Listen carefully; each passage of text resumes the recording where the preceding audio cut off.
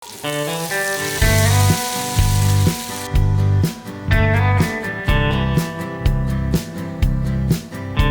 friends, welcome to Madras Samayal. இன்னைக்கு நம்ம Madras Samayalல வேர்க்கடலை சட்னி எப்படி பண்றதுன்னு பார்க்கலாம். இது வந்து தோசை, இட்லி எல்லாத்துக்குமே அட்டகாசமான சைடு டிஷ்ஷா இருக்கும். இத வந்து ரொம்ப குறைவான பொருட்கள் வச்சு ரொம்ப சூப்பரா செஞ்சு முடிச்சிடலாம். இந்த சட்னி பண்றதுக்கு நான் இன்னைக்கு வந்து 1/2 கப் வேர்க்கடலை எடுத்துர்க்கேன். ஃபர்ஸ்ட் வந்து இத நம்ம வறுத்து இதோட தோல் நீக்கிரணும். அதுக்கு ஒரு panல 1/2 கப் வேர்க்கடலை சேர்த்துக்கோங்க. இத வந்து மிதமான சூடுல ஃபர்ஸ்ட் வந்து நம்ம நல்லா வறுத்து வச்சிரலாம். இப்போ இந்த மாதிரி நல்லா வறுபட்டதும் இத வந்து இன்னொரு பிளேட்ல மாத்திட்டு கடலை கொஞ்சம் ஆறுனதுக்கு அப்புறமா அதோட தோலை நீக்கி வச்சிருங்க.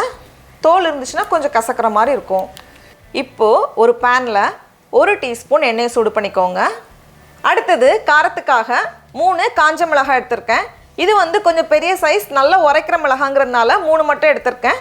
அப்படி இல்லனா 4 மிளகாய் சேர்த்துக்கோங்க. இத வந்து நம்ம அப்படியே சேர்த்தோம் அப்படினா மிக்ஸில ஒழுங்கா அரைப்படாது. அதனால 2-3 நம்ம பிச்சிட்டு சேர்த்தோம் அப்படினா அரைக்கிறதுக்கு ஈஸியா இருக்கும். கூடவே 2 பல் பூண்டு, ஒரு சின்ன துண்டு புளி, ஒரு பல் இருக்கும்ல அந்த அளவுக்கு புளி எடுத்துர்க்கேன். சேர்த்துட்டு மிதமான சூடுல லைட்டா ரோஸ்ட் ஆகட்டும். அந்த ரெடியா இருக்கு. இத எடுத்து மாத்தி வச்சிடலாம். இப்போ மிக்ஸி ஜார்ல நம்ம வறுத்து தோல் நீக்கி வச்சிருக்க வேர்க்கடலை, கூடவே காஞ்ச மிளகாய், பூண்டு, புளி, அதுக்கப்புறமா 2 டேபிள் ஸ்பூன் போல துருவின தேங்காய் எடுத்துர்க்கேன். ரொம்ப குறைவா தான் தேங்காய் எடுத்துர்க்கேன். அதிகமா சேர்க்க தேவையில்ல. கூடவே தேவையான அளவு உப்பு, அப்புறமா 1/2 கப் தண்ணி. எல்லாத்தையும் சேர்த்துட்டு ரொம்ப நேரம் அரைக்க கூடாது.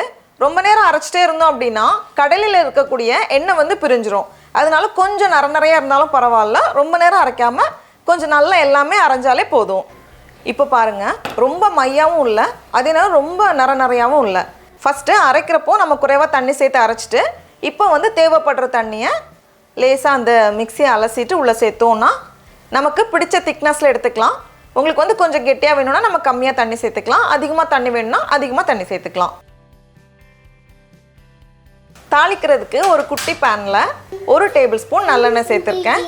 எண்ணெய் சூடானதும் இதில் வந்து கொஞ்சமாக கடுகு, கூடவே ஒரு சின்ன வெங்காயத்தை ரொம்ப சின்னதாக நறுக்கி அந்த எண்ணெயில் சேர்த்தோம் அப்படின்னா தாளிக்கிறதுக்கு வாசனை ரொம்ப சூப்பராக இருக்கும்.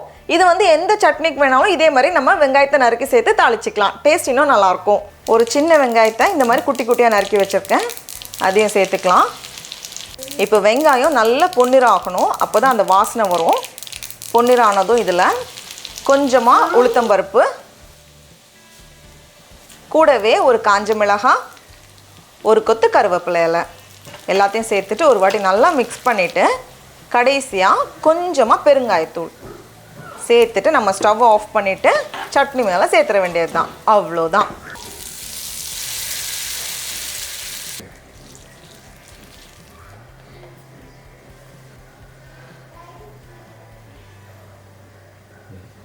டடா, நம்மளோட சுட சுட இட்லியும் சூப்பரான வேர்க்கடலை சட்னியும் அட்டகாசமாக தயாராகிடுச்சு. இப்போ இதை நம்ம டேஸ்ட் பண்ணி பார்க்கலாம்.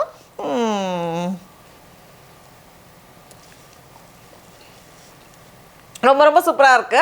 நீங்களும் கண்டிப்பாக அந்த ரெசிபியை வீட்டில் செஞ்சு பாருங்கள். உங்களுக்கு இந்த வீடியோ பிடிச்சிருந்துச்சுன்னா மெட்ராஸ் சமையலுக்கு சப்ஸ்கிரைப் பண்ணுங்கள்.